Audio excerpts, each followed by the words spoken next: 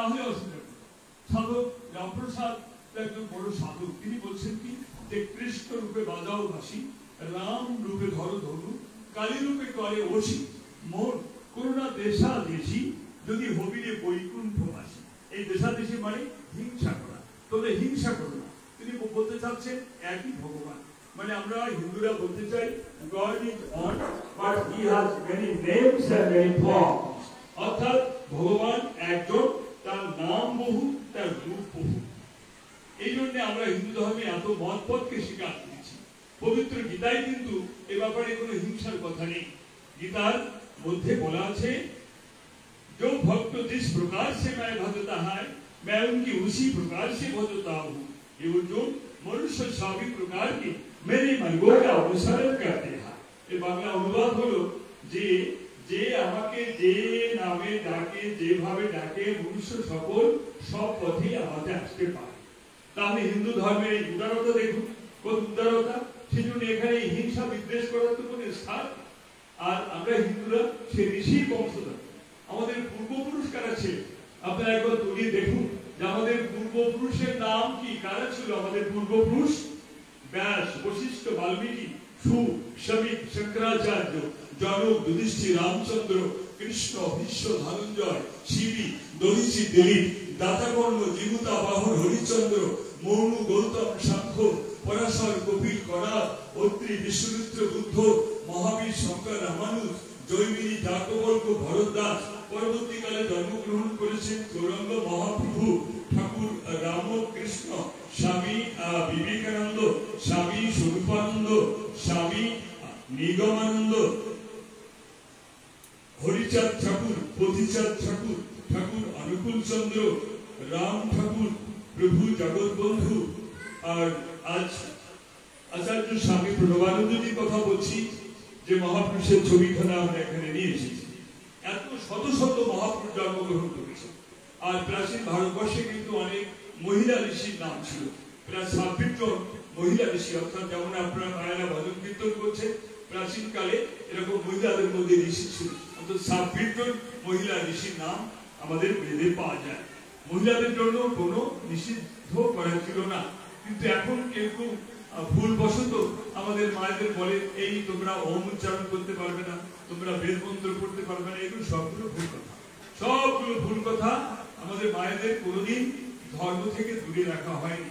মায়েদের চিরকালই ধর্ম চর্চা করার অধিকার ছিল এবং আজও তা রয়েছে।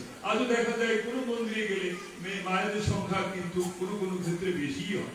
অর্থাৎ এটা আমরা স্বীকার করতে বাধ্য যে আমাদের হিন্দু মায়েরা আমাদের ধর্মকে অনেকটা রক্ষা করছেন। আমাদের মায়েরা একটু আগে তো আমাদের মায়েরাও এখানে অনেকেই আছেন এখনো, তারা কীর্তনে অংশগ্রহণ করেছেন।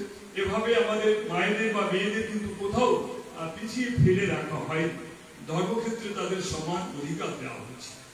এজন্য আমাদের মায়েদেরও বিশেষ করে জানতে হবে, যেহেতু একটা শিশু মায়ের পেটে জন্মগ্রহণ করে আর মায়ের কোলেই বসে সে প্রথম শিক্ষাগুলো লাভ করে। এজন্য মায়েদের খুব শিক্ষিত হওয়া খুব দরকার, মায়েদের খুব জ্ঞান অর্জন করা দরকার। এই আমি বিভিন্ন স্থানে ঘুরে একটা অভিজ্ঞতার কথা বলি, মায়েদের সম্পর্কে বলি। যে একটি বাচ্চা জন্মগ্রহণ করেছে, মায়ের পেট থেকে জন্মগ্রহণ করেছে, একটু বড় হয়েছে।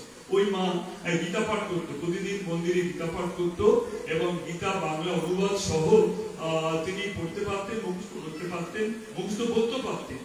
ওই মায়ের গর্ভে জন্মগ্রহণ করেছে একটা বাচ্চা, শিশু মেয়ে। দেখা গেল ওই মেয়েটা কোলে বসে, এই যে বাচ্চাটা বসে আছে, এখন অক্ষর জ্ঞান হয়নি, অক্ষর জ্ঞান হয়নি, ওরকম একটা বাচ্চা গীতা শুরু করছে। কি করে সম্ভব হলো? ওরকম একটা বাচ্চা গীতা শুরু করছে, সে অ ক খ চিনতেই পারে না, সে অ ক খ চিনে না, কোনটা অ কোনটা খ চিনতে পারে না। অথচ সে বলছে ওম গুরুর ব্রহ্মা গুরুর বিষ্ণু গুরুর্দেব মহেশ্বরঃ গুরুরেব পরম ব্রহ্ম তস্मै শ্রী গুরবে নমঃ।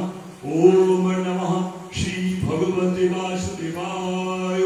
শ্রীমদ্ ভগবদ গীতা তদ্বিদ্ধি প্রণিপাতেন পরিপ্রশ্নেন সেবয়া উপদেশন্তি তে জ্ঞানম জ্ঞানস্তত্ত্বদর্শিনঃ। এরকম শ্লোকগুলো ওইটুকু বাচ্চা বলে দিচ্ছে। কি করে সম্ভব হলো? মায়ের গুণে, মায়ের গুণে। অতএব মা যা চিন্তা করবে, মায়ের পেটে যখন সন্তান থাকে থাকে মা যা চিন্তা করবে সন্তান কিন্তু অনেক ক্ষেত্রে তাই শিখে ফেলে। একটি প্রমাণ দিলাম। এবং আমাদের যারা যুবক ভাইরা এখানে আছেন, কেউ আছেন কিনা এখন যারা স্কুলে পড়ে, কলেজে পড়ে, বিশ্ববিদ্যালয়ে পড়ে, এরকম কোনো ছেলে মেয়ে এখানে আছে কিনা দেখা যাচ্ছে না, থাকলেও ভাই খুব কম। এটি আমাদের একটা বড় অভাব আমি মনে করি। আমি যেখানেই যাই সেখানে দেখি এই ছাত্রছাত্রীর সংখ্যা খুবই কম। আর তারা থাকলে তাদের উদ্দেশ্যে আমি তো কথা আরো বেশি বলতে চাই, কিন্তু তারা প্রায় উপস্থিত থাকে না। তো যাই হোক, আপনারা তো আছেন। তো কথা হচ্ছে যে মায়েদের ব্যাপারে বলছিলাম, মায়েদের অনেক লেখাপড়া শেখা দরকার, অনেক জ্ঞান অর্জন করা দরকার। কেননা মায়েদের পেটেই বাচ্চা জন্মগ্রহণ করে। আমরা যা সাধু হয়েছে আমরা কোথা থেকে? আমরা কি মাটি পুড়ে এসেছি নাকি আকাশ থেকে পড়ে এসেছি? আমরাও তো কোনো না কোনো মায়ের গর্ভে জন্মগ্রহণ করেছিলাম। তো মা বাবার সাধনা না থাকলে, তপস্যা না থাকলে আমরাও সাধু হতে পারতাম না। এটা আমরা বিনা দ্বিধায় স্বীকার করি যে মাতা পিতার সাধনা তপস্যা থাকা লাগবে।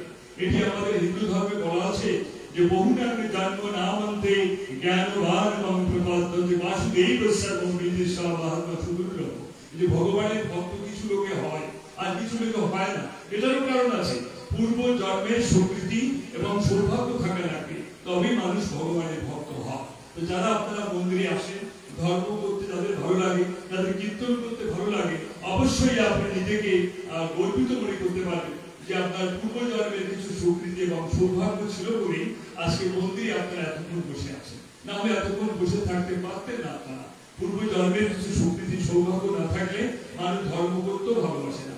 আমাদের গীতায় 2-3 প্রকার ভক্তের কথা উল্লেখ আছে। তো চার প্রকার ভক্তের কথা উল্লেখ আছে গীতায়। বলা হচ্ছে চতুর্বিধা ভজন্তে মাকে জানা স্বীকৃতি রহার জন্য আত্মজিজ্ঞাসু অর্থাৎ ঠিকই চলে। গীতায় 4 প্রকার ভক্তের কথা আছে। 4 প্রকার ভক্তের মধ্যে প্রথম ভক্ত বলা হয়েছে কারা? আত্মভক্ত। মানে এক প্রকার ভক্ত আছে এমনি তো ভগবানের নাম করে, মন্দিরে তেমন কোনো আসে না। যখন বিপদে পড়ে তখন একটু মন্দিরে আসে, আর অন্য সময় আসে না।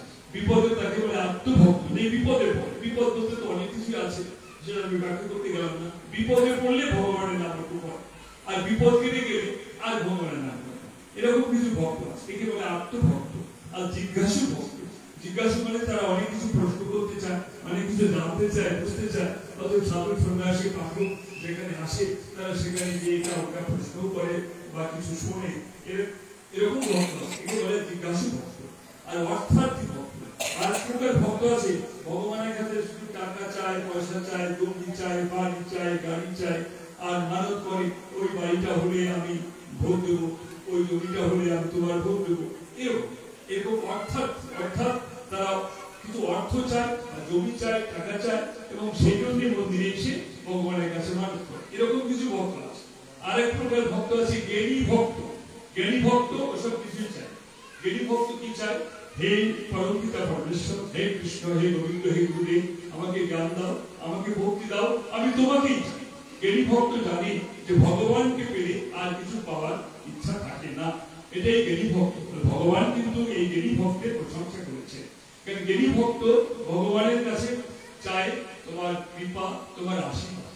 এই জন্য আমরা ভগবানের কাছে কি প্রার্থনা করব, আমরা ভগবানের কাছে কি চাইবো, এটা কিন্তু গীতায় পরিষ্কার করে বলা আছে। কল্পনা দোষ সহত স্বভাবঃ পৃচ্ছাভিত্বান ধর্ম সংগ্রহচেতঃ यस्येयः सन्निश्चितं गृहीतन्मे शिष्यस्तेयाहं साधिमान्तं प्रपन्नम्। এটি অর্জুনের প্রার্থনা যে ভগবানের কাছে আমরা এই প্রার্থনাটা করতে পারি। কেমন প্রার্থনা?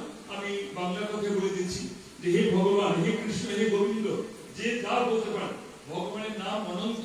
আপনার যে নাম ভালো লাগে সেই নামে আপনি ভগবানকে ডাকতে পারেন, বা আপনার গুরুর চরণে আপনি প্রার্থনা করতে পারেন, হে গুরুদেব আমি কিসে ভালো, আমার কিসে আমার মন্দ তা আমি বুঝতে পারছি না।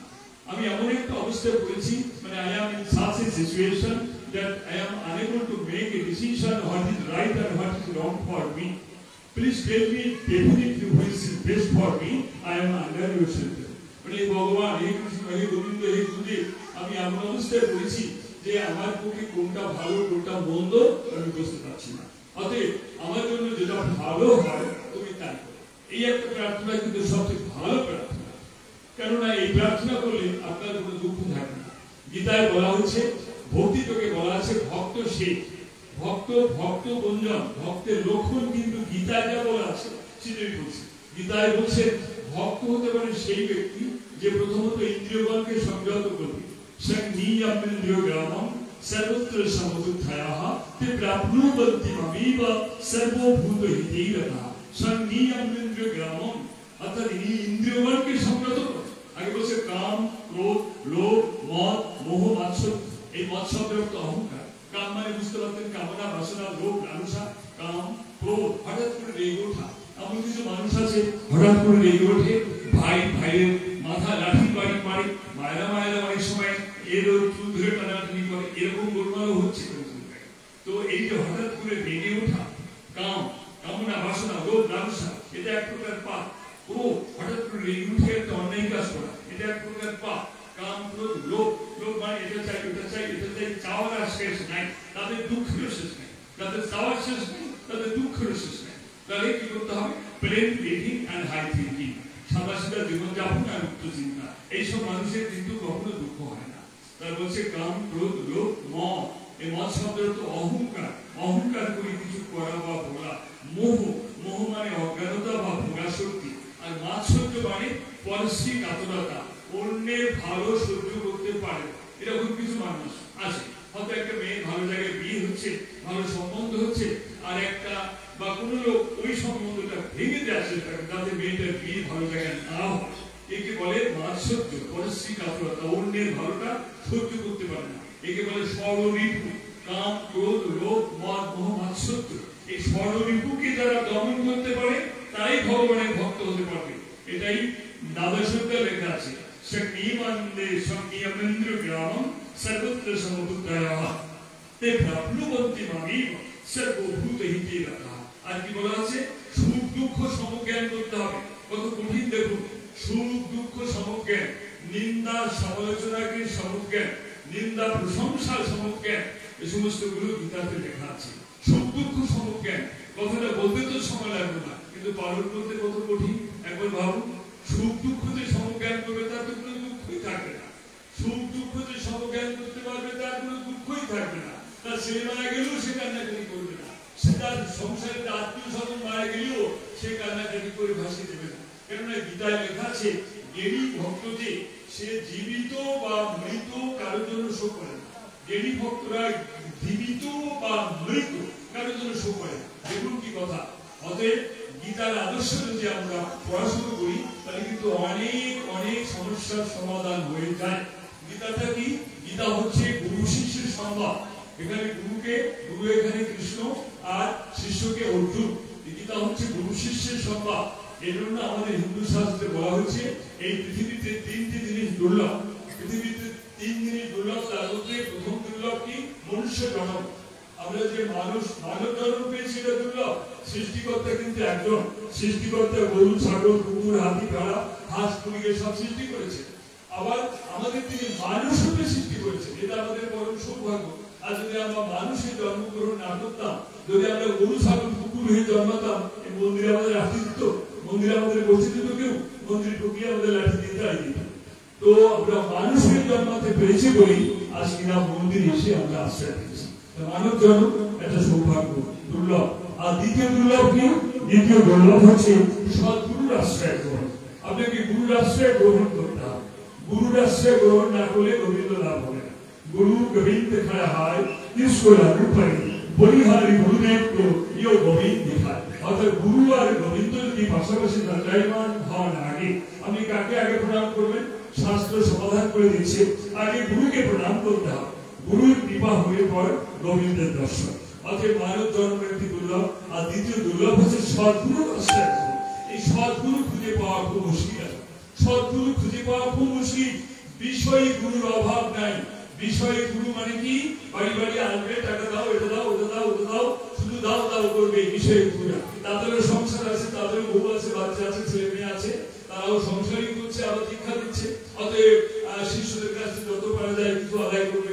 এরকম গুরুর কিন্তু অভাব নেই। এরকম গুরুদের বলা হয় বিষয়ী গুরু। এই বিষয়ী গুরুর শরণাগত হয়ে কেউ মুক্তি লাভ করতে পারে না। এই জন্য বলা হচ্ছে সদ্গুরুর শরণাপন্ন হও।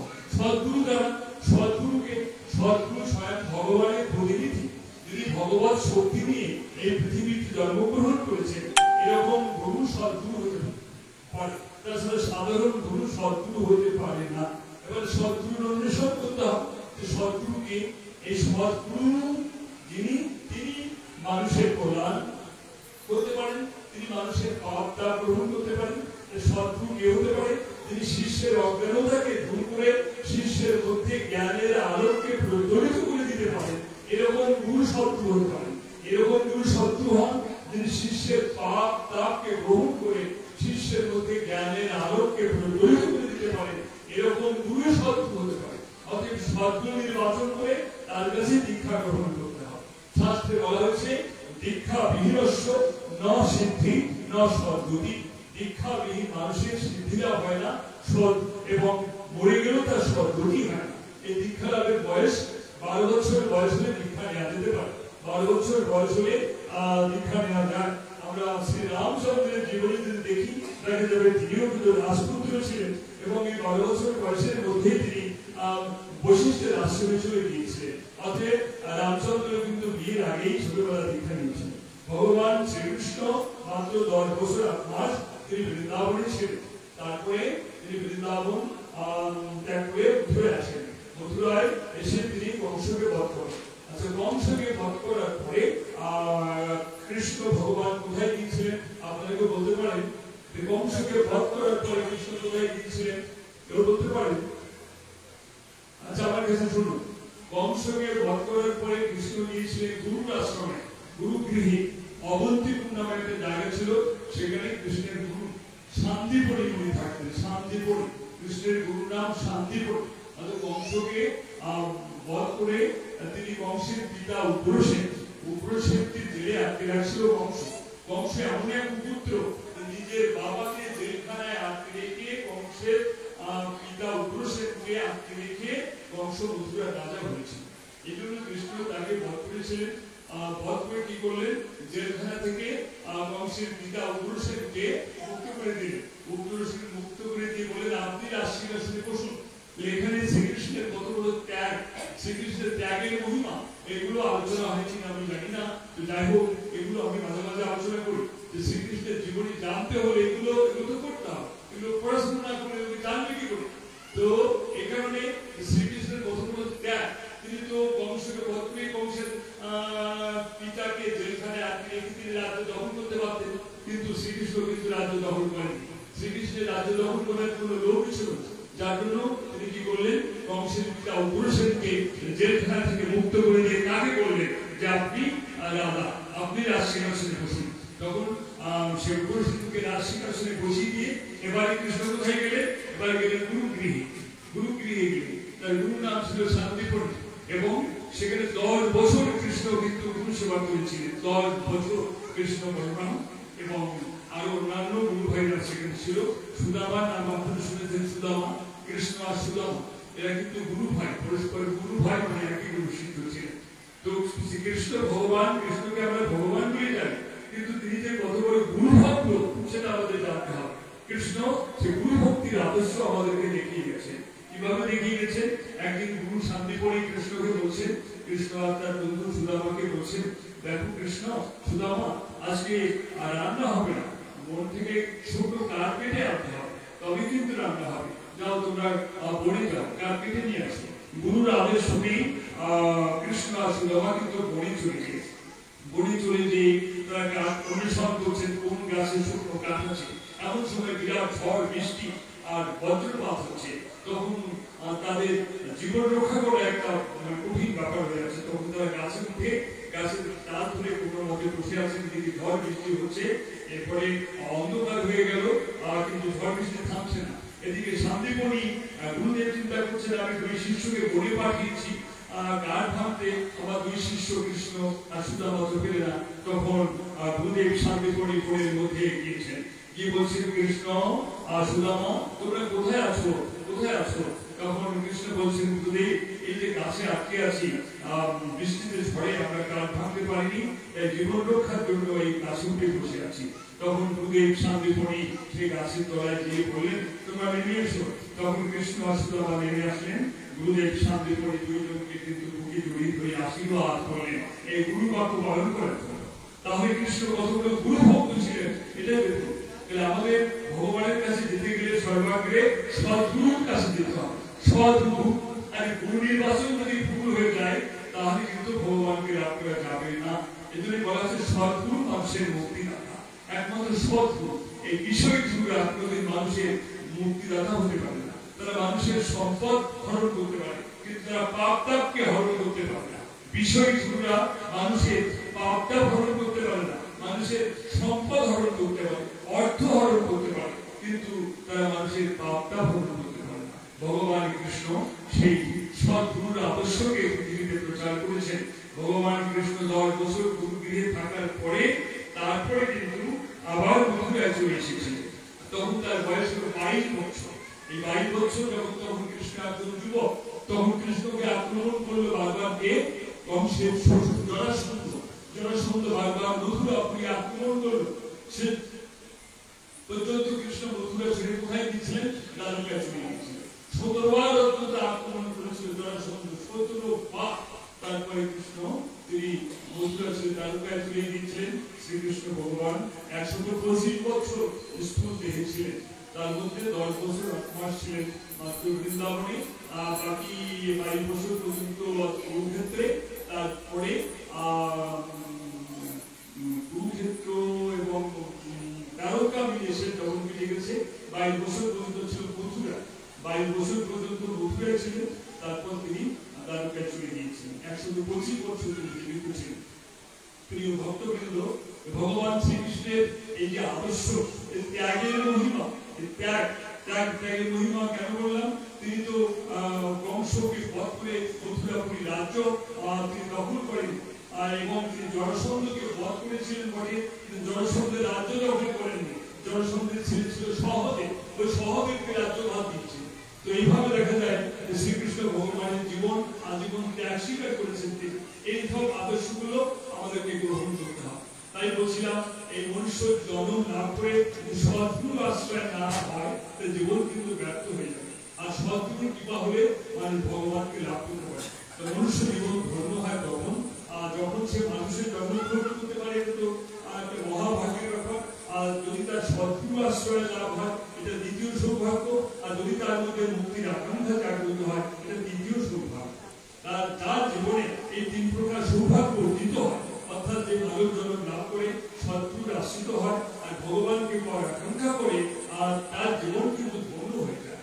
কিন্তু আমরা এই পৃথিবীতে এসেছি ক্ষণকালের জন্য, কয়েকদিনের জন্য। যদি আপনারা কোনো গেস্ট হাউসে যান, কোনো তীর্থ ভ্রমণ করতে যান, তো কোথাও আশ্রয় নিলেন, তখন তো আপনাদের বারবার মনে হয় কবে বাড়ি যাবো, কবে বাড়ি যাবো, এই গেস্ট হাউসে আসি কবে বাড়ি যাবো।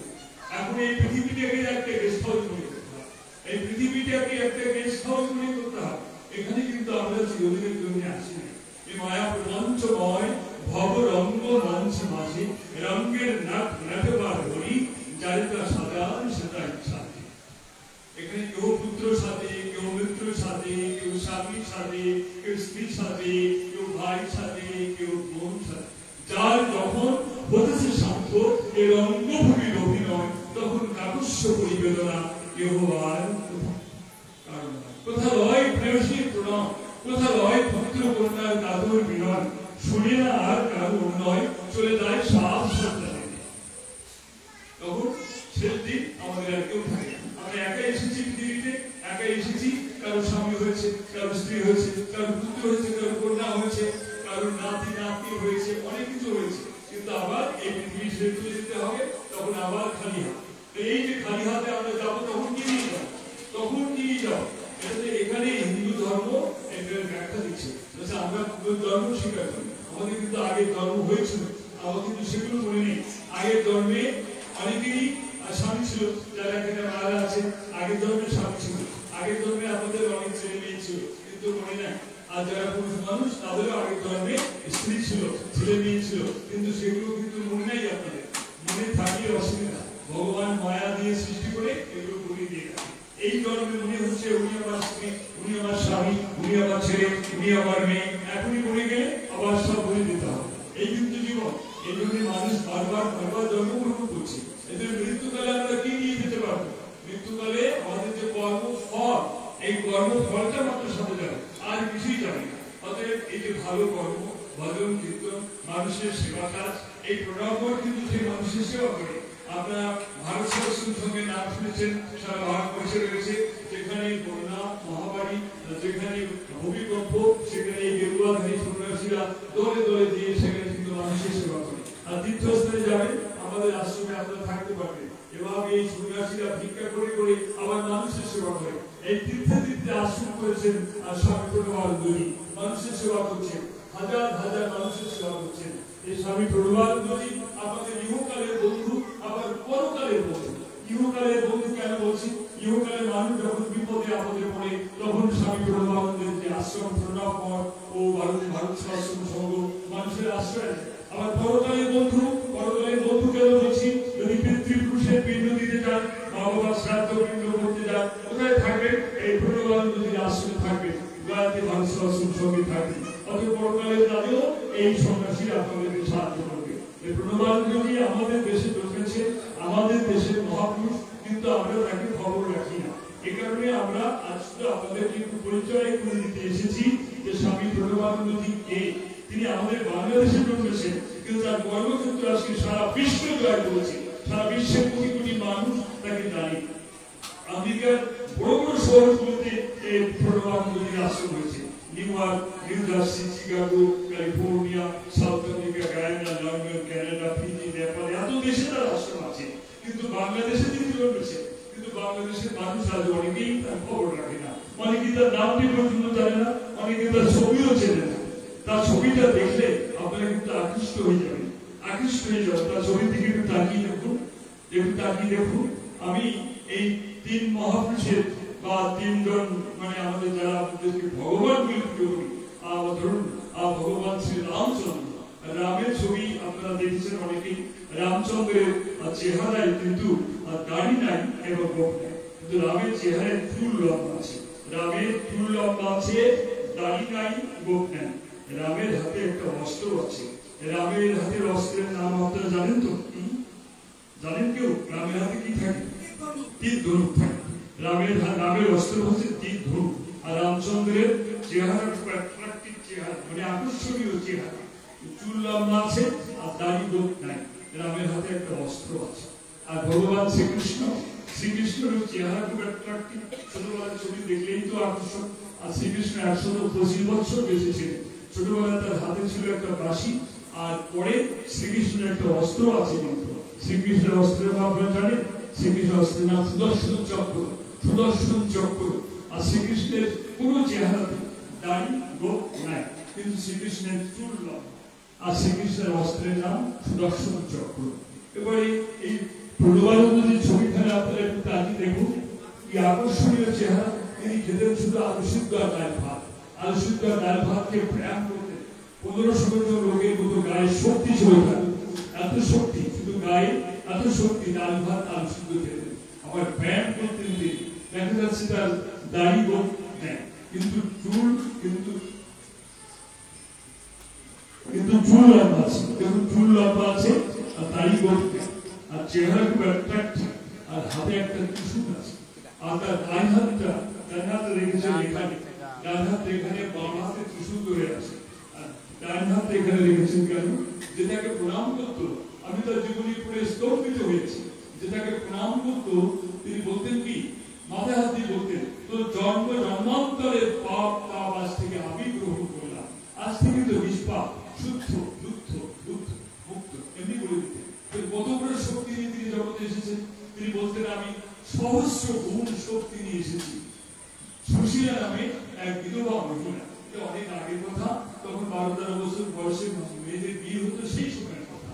13 বছর বয়সে এক মেয়ের বিয়ে হয়েছে, কয়েকদিন পর স্বামী মারা গেছে, বিধবা হয়ে গেছে। সে তো একেবারে মানে দিশেহারা, এখন সে কোথায় যাবে, কি করবে, কিছুই ঠিক করতে পারছে না। ভাগ্যচক্রে সে বাদিতপুরে গিয়েছিল। বাদিতপুরে এই প্রণবানন্দজি প্রণাম করতেই তিনি বলছেন, মা, তিনি অন্তর্যামী, মনের কথা বলতে পারতেন।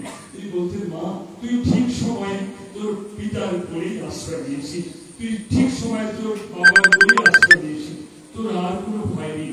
তোকে আমি একটা মন্ত্র দিচ্ছি, আর তোর পূর্ব জন্মে, তোর বর্তমান জন্মে, তোর পর জন্মে সমস্ত পাপ আমি গ্রহণ করলাম। আপনার স্কুলে আশ্চর্য জানেন তিনি কি বলছেন?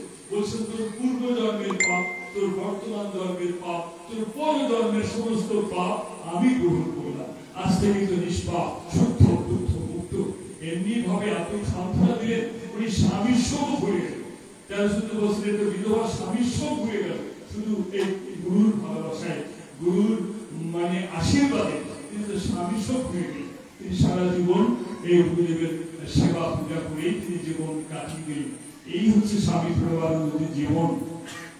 ছাত্র যুবক যারা এই কিছু কিছু ছেলেমেয়ে আছে যারা পড়াশুনো করো, তাদের জন্য স্বামী প্রণবানন্দজি সবচেয়ে বেশি চিন্তা করছেন। বলছেন ছাত্র ছাত্রীও প্রধান কর্তব্য হি হায় অধ্যায় ছাত্রানাম অধ্যায়ন তাপ। ছাত্র ছাত্রী আছো বা আপনারা মা বাবা আছেন, আপনাদের ছেলে মেয়েদেরকে কথা বলে দেবেন যে ছাত্রানাম অধ্যায়ন তাপ, ছাত্র ছাত্রীদের অধ্যয়ন করা এক প্রকার তপস্যা, অধ্যয়ন করা এক প্রকার তপস্যা, ছাত্র ছাত্রীদের অধ্যয়ন করা এক প্রকার তপস্যা। বলছেন দৈনিক কমসে কম 10 ঘন্টা লেখাই পড়াই করনা চাই। ছাত্র ছাত্রী আছো, কলেজে স্কুলে পড়ো, তাদের জন্য স্বামী প্রণবানন্দজি বলছেন दैनिक कम से कम 10 घंटे लिखाई पढ़ाई करना चाहिए। लिखाई पढ़ाई करने के साथ साथ चरित्र गठन करना चाहिए, और चरित्र गठन नहीं होने से कुछ भी नहीं किया जा सकता। चरित्र गठन ना है तभी किसी হবে না। এখন বাংলাদেশে আমাদের এমন অবস্থা, অনেক ছেলে মেয়ে রেজাল্ট ভালো করছে, চরিত্র ভালো, এমবিবিএস ডাক্তারি পাস করে আমার একটা হিন্দু ছেলে আমার ধর্ম ত্যাগ করে অন্য ধর্মে চলে গেল, তাহলে কি হলো? চরিত্র গঠন কি হলো? চরিত্র গঠন হলো না। এমন সংবাদ পাচ্ছি, মেয়ে একাকে স্কুলে যায়, একাকে কলেজে যায়, একাকে বিশ্ববিদ্যালয়ে যায়, একদিন মেসেজ পাঠিয়ে দিচ্ছে, মোবাইল তো বড় বড় মোবাইল এখন ছেলে মেয়েদের হাতে।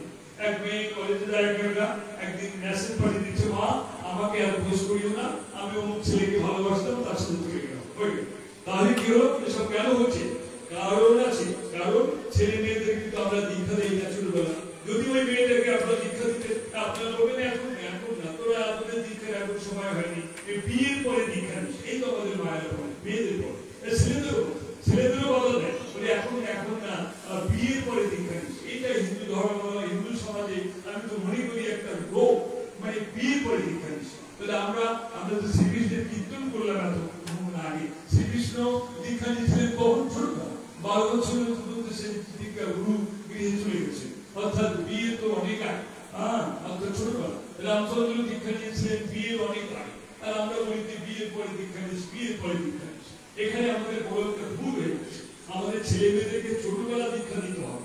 আর এখন থেকে মায়েরা এটার প্রচার করবে যে সন্তানের জন্মের আগে দীক্ষা নিতে হবে, সন্তানের জন্মের আগে সদ্গুরুর কাছে দীক্ষা নিতে হবে। এটা আমরা আস্তে আস্তে হিন্দু সমাজে প্রচার করবো। হিন্দুরা জানতে শিখুক, বুঝতে শিখুক হিন্দু সমাজের এই দুরবস্থা কেন। হিন্দু সমাজের দুরবস্থা হলো আমরা ঋষির আদর্শকে ভুলিয়ে দিচ্ছি, প্রাচীন ঋষি যুগের আদর্শকে আমরা ভুলিয়ে দিচ্ছি। এই কারণে আজকে দুর্দশা। আচার্য স্বামী প্রণবানন্দজি আপনাদেরকে আশ্বস্ত করেছেন, আপনাদেরকে অভয় দিয়েছেন। তিনি নতুন কোনো মত সৃষ্টি করেননি, তিনি হিন্দুদেরকে ঐক্যবদ্ধ করার জন্য তিনি বলেছেন আমি হিন্দু মিলন মন্দির প্রতিষ্ঠা করতে চাই। মন্দির শব্দটা তো আপনাদের অনেক পরিচিত, কিন্তু স্বামী প্রণবানন্দজি বলছেন এই মন্দিরগুলোকে হিন্দুদের মিলন ক্ষেত্র করতে হবে। তো আমার এখানে খুব ভালো লেগেছে যে আপনারা এই মন্দিরটাকে হিন্দুদের মিলন ক্ষেত্র করেছেন। অন্তত সপ্তাহে একটা দিন এখানে বসে আপনারা কীর্তন করছেন, অতএব এটা একটা হিন্দু মিলন মন্দির হয়েছে, হিন্দুদের মিলন ক্ষেত্র হয়েছে। যে প্রত্যেকটা মন্দির এরকম হিন্দুদের মিলন ক্ষেত্র হয়, তাহলে কিন্তু হিন্দু ধর্মের জাগরণ হয়। আপনাদের মাঝে মাঝে এসব ধর্ম নিয়ে আলোচনা করা হয়, আলোচনা করলে অনেক ভুল ভ্রান্তি কেটে যায়। আলোচনা কি? যেমন জাতিভেদ, জাতিভেদ কিন্তু আমাদের ধর্মে ছিল না। আমাদের গীতায় কোথাও জাতি ভেদের কথা লেখা নেই, গীতায় বর্ণ বিভাগের কথা লেখা আছে। ব্রাহ্মণ, ক্ষত্রিয়, বৈশ্য, শূদ্র 4টি বর্ণ বিভাগ, এই ডিভিশন অফ লেবার, কর্ম অনুযায়ী বর্ণ বিভাগ। এখানে কিন্তু জাতি ভেদ নাই, কিন্তু জাতি ভেদ মানুষের সৃষ্টি করেছে। এরকম কিছু জিনিস মানুষের সৃষ্টি করেছে যা আমাদের শাস্ত্রে ভগবানের বাণীতে নাই। গীতাকে বলা হয় ভগবানের বাণী। গীতায় লেখা আছে ভগবান বচ, ভগবান কহিলেন, সেখানে জাতি ভেদের কথা লেখা নেই। গীতায় ব্রাহ্মণ, বৈশ্য, ক্ষত্রিয়, শূদ্র 4টি বর্ণ আছে, কিন্তু কোন বর্ণ ছোট আর কোন বর্ণ বড় এটা বলে না, কেননা আমরা সবাই সবার কাছে নিই। অর্থাৎ জাতিভেদ প্রথা আমাদের ভুলতে হবে। জাতিভেদ প্রথা ভোলার উপায় কি? স্বামী প্রণবানন্দজি বলছেন আমরা যে গুরু দীক্ষিত হই না কেন, যে মত পথে আশ্রিত হই না কেন, আমরা তো সবাই হিন্দু। অর্থাৎ একটি নামে আমরা সবাই সারা দিতে পারি, সেটা হলো হিন্দু। আমরা যে জাত পূজা করি, যে গুরু শিষ্য হয়ে গেল, আমরা হিন্দু তো, অতএব হিন্দু বলে পরিচয় দিলে আমরা কিন্তু এক হয়ে যেতে পারি। অতএব এখন থেকে আমাদের মনে রাখতে হবে আমরা সবাই হিন্দু। আর এই হিন্দু মিলন মন্দির, এই মন্দিরে আপনারা মিলিত হয়েছে, এটি হিন্দু মিলন মন্দির পরিণত হয়েছে। অতএব আমাদের মধ্যে ভেদাভেদ ভুলতে হবে এবং গুরুতে ভেদ এটা ভুলতে হবে, মতে বিরোধ এটাকে ভুলতে হবে। কারণ মত বিরোধ তো আমাদের শাস্ত্রে লেখা নেই, মত বিরোধ সৃষ্টি করছে মানুষ। আমি তো মনে করি আমি 50 বছর ধরে অন্তত হিন্দু ধর্ম শাস্ত্র পড়াশোনা করছি। 50 বছর ধরে পড়াশোনা করে আমি দেখছি না কোথাও তো হিংসার কথা লেখা নেই। হিংসার আসি কি করে? এই ওর বিপুল নিন্দা করে, মতের নিন্দা করে, এ বলে তোমার হাতে সব খাবো না, তোমার শরীর তোমার ছোঁয়া খেলে আমার জান চলে। এই সমস্ত সৃষ্টি হল কি করে? এইসব হিংসা থেকে এইগুলো সৃষ্টি হয়েছে। আমরা মহাভারত পড়ে দেখি যে দ্রৌপদী নাম তো আপনারা শুনেছেন। দ্রৌপদী ক্ষত্রিয় বউ ছিল, ক্ষত্রিয় যারা যুদ্ধবিদ্যা করতো তাদেরকে ক্ষত্রিয় বলা হতো। সে ক্ষত্রিয় বউ ছিল দ্রৌপদী যখন রান্না করতেন তখন তো সেই যুগের মুনি ঋষি সবাই দ্রৌপদী হাতে রান্না খেতেন। আর এখন কিছু লোক আছে যারা বলে তোমাদের রান্না খাবো না, তোমাদের রান্না খেলে আমাদের জাত যাবে ইত্যাদি। এইসব হিংসা শুরু হয়েছে। আমি বিভিন্ন জায়গায় বাংলাদেশের বিভিন্ন জায়গায় ঘোরাঘুরি করছি বর্তমানে, প্রায় সারা বছর ওদিকে চট্টগ্রাম, ময়মনসিংহ বিভিন্ন জায়গায় আমি ঘুরি। আর উত্তরবঙ্গ, রাজশাহী, নওগাঁ বা এখন বর্তমানে সাতক্ষীরা জেলায় ঘোরাঘুরি করছি। বা একদিন পর আবার মাদারীপুর চলে যাবো, মাদারীপুর থেকে আবার উত্তরবঙ্গ, রাজশাহী চলে যাবো। কিন্তু সাতক্ষীরা এলাকায় আমি ঘোরাঘুরি করে দেখলাম এই হিংসা কিন্তু এখানেও কম নেই। অনেক হিংসা ভক্তে হিংসা। একটা বাস্তব সত্য কথা বলি, সেদিন এক জায়গায় রান্না হচ্ছে কোনো একটা জায়গাতে, এখন কিছু মহিলারা তারা বিভিন্ন জায়গায় রান্না করে, কিন্তু সেখানে তখন তারা গেছে, তারা এক শ্রেণীর লোক বলছে যে তোমরা শুনে না, তোমরা চলে রান্না অপরুদ্ধ হয়ে যাও। তাদের মনে কষ্ট দিয়ে দিল এরকম আর কি। শুয়েও না এই একটা রোগ সমাজের সৃষ্টি হয়েছে। শুয়ে দিলেই নষ্ট। তা আমি তো মনে করি যেসব সাধুরা শুয়ে দিলে নষ্ট হয়ে যায় তারা সমাজের কি ভালো হবে? তারা শুয়ে দিলেই নষ্ট হয়ে যায়, তারা সমাজের কি উন্নতি করতে পারে? আমি তো বিশ্বাস করতে পারি। 50 বছর ধরে হিন্দু শাস্ত্র পড়াশোনা করছে, কোথাও তো এইসব নাই শুয়ে দিলে নষ্ট হয়ে যাবে, ভগবান কৃষ্ণের জীবনী দেখুন, তিনি যখন সেই ধৃতরাষ্ট্র অন্ধ রাজার বাড়িতে গিয়েছেন বা দুর্যোধন দুঃশাসনের কাছে গিয়েছিলেন, ওই কুরুক্ষেত্র যুদ্ধ যাতে না হয় একটা মীমাংসা করতে গিয়েছিলেন, কিন্তু তারা তাকে অপমান করল। তখন কৃষ্ণ কোথায় গিয়েছিলেন? বিদুরের ঘরে গিয়েছিলেন। বিদুরের বউ খুব ভক্ত ছিল। বিদুরের বউ আর কৃষ্ণ ভগবানকে একটা কলা খাওয়া, কলার খোসাটা ছাড়িয়েছে, কলার শ্বাসটা কৃষ্ণকে খেতে দেবে, এটা একটা বিশ্বাস হয়েছে। কিন্তু ভাবে এত বিভোর হয়ে গেছে যে কলার শ্বাসটা রেখে কলার খোসাটা কৃষ্ণকে দিয়েছে। শুনলেন তো কথা? কলার খোসাটা কৃষ্ণকে দিয়েছে, কৃষ্ণ সেই খোসাই খাচ্ছে। তখন তো শ্রীকৃষ্ণ ভগবান বিদুরের বউকে বলেনি কি তুমি ভুল করছো কেন, তুমি আমাকে কলার খোসা দিচ্ছ কেন? তাও বলি কারণ ভক্তি করে দিয়েছে, কলার খোসা তিনি খাওয়া শুরু করেছে। এখানে তো আমরা দেখছি না যে তোমার সব খাবো না, তোমার সব খাবো।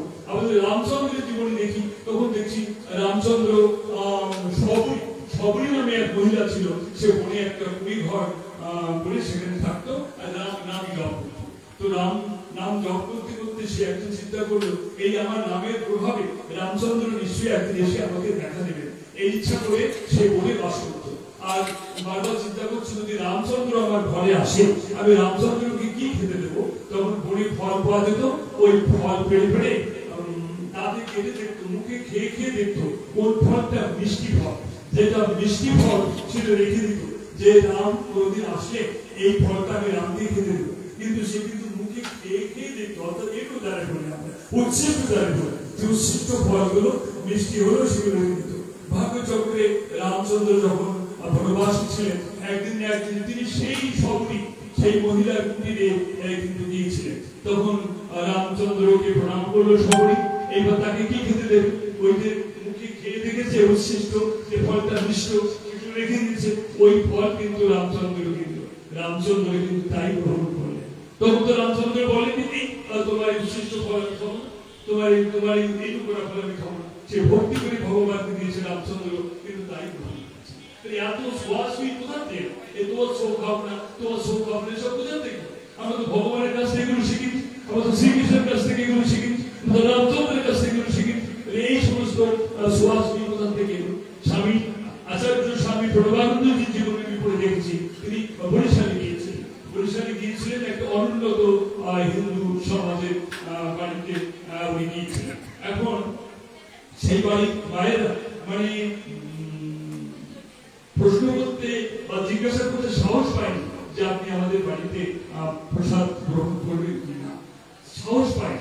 আর এতগুলো মহাপুরুষ গিয়েছেন বিরাট নৌকা নিয়ে, অনেক সন্ন্যাসীদের নিয়ে গিয়েছেন, তারা সেই বাড়িতে দীক্ষা নিয়েছে, কিন্তু মহাপুরুষকে অভ্যর্থনা করার জন্য তারা সব ব্যবস্থা করেছে, গেট সাজিয়েছে, ব্যান্ড পার্টি সাজিয়েছে, ব্যান্ড পার্টি নিয়ে বাজনা করেছে, উলুধ্বনি করেছে, শঙ্করধ্বনি করেছে, তার গলায় মালা দিয়েছে, কিন্তু তার জন্য কিন্তু রান্না করে, তার খাওয়ার কোনো ব্যবস্থা করে না। তখন প্রণবানন্দজি গুরু মহারাজ অন্তর্যামী ছিলেন, তিনি মনের কথা সব বলতে পারতেন। তখন জোয়ার ভাটার ব্যাপার ছিল, নৌকা ছেড়ে দিতে হবে। তিনি বলছেন, মা আমার তো নৌকা এখন চলে যাবে, তো তোদের বাড়িতে কিছু না খেয়ে যাবো। তা আমি বুঝতে পেরেছি তোর রান্না করিস নি, আমি তো সব জায়গায় খাই, শুধু নিরামিষ রান্না করে দিলি আমি খাই, আচ্ছা তাছাড়া আমার আর কোনো বাধা নেই, তোরা নিরামিষ রান্না করবি তো আমি খেতাম। তখন বাড়ির মেয়েরা মায়েরা খুব মানে মন্ত্রে কষ্ট পাচ্ছে, তারপর খুব ভুল করেছি, আমরা কেন জিজ্ঞাসা করিনি। যাই হোক, তারপর তিনি বলছেন, চিন্তা করিস না, বাড়িতে যা আছে তাই নিয়ে আমি তাই খেয়ে যাবো। তখন গৃহস্থ বাড়িতে তো এটা ওখানে থাকে, ধরুন মুড়ি চিড়া, বাড়িতে গরু ছিল, দুধ ছিল, এসব মুড়ি চিড়া কলায় এনেছে, তখন তিনি একটু গ্রহণ করে সবাইকে প্রসাদ দিলেন। তা আমরা সেখান থেকে তো দেখি না যে তিনি বলতেন যে তো ছ খাওয়া না, ছ খাওয়া না, কিন্তু আমি এখন আশ্চর্য হয়ে যাই, বিভিন্ন জায়গায় শুধু হিংসা আর হিংসা, এই ভক্তদের মধ্যে হিংসা বড় বেশ, আমি তো আশ্চর্য হয়ে যাচ্ছি। কিন্তু আমি নিজের দোষ দিচ্ছি, নিজের দোষ কি, আমার মধ্যে গেরুয়া পড়া লোক আছে, আমার মধ্যে গেরুয়া পড়া আমি সাধু শিখেছি, আর সাধুদের শাস্ত্র আর কিছু আছে, আমি আর এখানে বলবো না। এই লোকটাকে দেখে মনে হয় সাধু সেজেছে, এই সাধু সেজে যারা ঘুরে ঘুরে বেড়াচ্ছে, এদের মধ্যে অনেকের মধ্যে হিংসা, এক সোয়া খাবো না, ও সোয়া খাবো না, এইগুলো কোথা থেকে? আমাদের হিন্দু শাস্ত্র পূজা আমি কোথাও পাই। আরেকটা জিনিস খুঁজে পাই না, টাইটেল। ধরুন আপনাদের পিছনে এক একটা টাইটেল আছে, নামের পিছনে এক একটা টাইটেল আপনারা ব্যবহার করেন। আবার হিন্দু সমাজে এমন সমস্যা, টাইটেলে নাম বেরোলে ছেলে মেয়ে বিয়ে দেওয়া যাচ্ছে, আমাদের টাইটেলে অমুক টাইটেলের ছেলে না পেলে আমার মেয়ে বিয়ে, এরকম হয়ে যাচ্ছে। আমি দেখছি টাইটেলের কোনো উল্লেখ শাস্ত্রে নেই, কোনো উল্লেখই নেই। টাইটেলগুলো মানুষের সৃষ্টি করে মানুষকে বড় করেছে আর মানুষকে ছোট করেছে। যেমন ব্যাস বৈশিষ্ট্য বাল্মীকি স্বামী শঙ্করাচার্য, কোনো ঋষির পিছনে টাইটেল ছিল না। আমাদের প্রাচীন যুগের যে সমস্ত মায়েরা খুব মহিষী নারী বলা হয়, তাদের খুব জ্ঞান ছিল, সীতা, সাবিত্রী, গায়ত্রী, মৈত্রী, তাদের পিছনে কোনো টাইটেল ছিল। আমরা টাইটেল সৃষ্টি করে মানুষকে ছোট, মানুষকে বড় করেছি। তো এই কারণে আমাদের হিন্দুদের মধ্যে এত বিভেদ সৃষ্টি হয়েছে। সেজন্য আমি অনুরোধ করি, আমরা হিন্দুরা যারা মিলেমিশে থাকি। স্বামী প্রণবানন্দজি বলছেন, হিন্দুর বিদ্যা আছে, বুদ্ধি আছে, ব্যক্তিগত শক্তি সমর্থ আছে, নেই কেবল সমৃদ্ধির শক্তি, নেই কেবল মিলন, একতা, ঐক্যের শক্তি। এই একতা শক্তি জাগিয়ে দিলে হিন্দু জাতি আবার আরো হয়ে দাঁড়াবে। তো সবকিছু বলি, এক রাহে তো সেট রহেগা, এক রাহে তো সেট রহেগা, এক রাহে তো সেট রহেগা। আসুন আমরা একত্রিত হই, আমরা সবাই হিন্দু, আমরা বিভিন্ন মত থাকতে পারি, কিন্তু মত বিরোধ কেন হবে? মত বিরোধ যাতে না থাকে আমাদের এভাবে, মত বিরোধ করলে আমরা কারণ আশীর্বাদ পাবো। মত বিরোধ আর একে অপরের যদি আমরা ঘৃণা করি, তো আমরা বিচ্ছিন্ন হয়ে পড়ি, আমরা দুর্বল হয়ে পড়ি। এই বাংলাদেশে আমাদের তো বিভিন্ন মঠ মন্দির রয়েছে, আমি নাম বলবো না, অনেক গুরুর আশ্রম আছে। এক গুরুর আশ্রম অন্য গুরুর আশ্রমকে যদি নিন্দা করে, তাহলে আমাদের মধ্যে মিলন একতা হবে না। এক গুরু যদি অন্য গুরুকে নিন্দা করি, তাহলে আমরা পরস্পর বিচ্ছিন্ন হয়ে যাবো। এই জন্য নিন্দা, সমালোচনা, হিংসার মধ্যে কোনো ধর্ম নাই। যার যার ধর্ম, যার গুরুকে সেই শ্রদ্ধা করে, যার যার কীর্তন সে করে, কিন্তু অন্যের নিন্দা করবেন না। এভাবে আমরা মিলিত হবো, একতা হবো। সবশেষে প্রার্থনা করি শ্রী গুরু ভগবানের অভয় আশীর্বাদ আপনাদের সবার উপরে বর্ষিত হোক। আপনারা সবাই একত্রিত হন, মিলিত হন। আর আমি কিছুদিন এই সাতক্ষীরা শহরে একটু অবস্থান করার চিন্তা ভাবনা করেছি। তো এইভাবে আমরা একটু বাড়ি যাচ্ছি। আজকে সকালে যে ইটাগাছাতে একটা বাড়িতে আমরা একটু অবস্থান করেছি। এভাবে কোনো কোনো বাড়িতে যেও আমরা একটু পুজো অনুষ্ঠান করছি, ধর্মকথা বলছি, একটু গীতা পাঠ শেখাচ্ছি। এভাবে সাতক্ষীরা শহরে আরো কিছুদিন থাকবো, এখানে ওখানে গীতা পাঠ, এমনকি প্রয়োজনে যদি কোনো বাড়িতে যে কোনো অনুষ্ঠান করার সুযোগ হয় আমরা সেখানেও করছি। সবশেষে আমি আবারও শ্রী গুরু ভগবানের চরণে আপনাদের শান্তি, সমৃদ্ধি এবং মঙ্গল কামনা করে আমার বক্তব্য শেষ করছি। বড় গুরুজি মহারাজ জি কি মায়ের একটু সংবিধান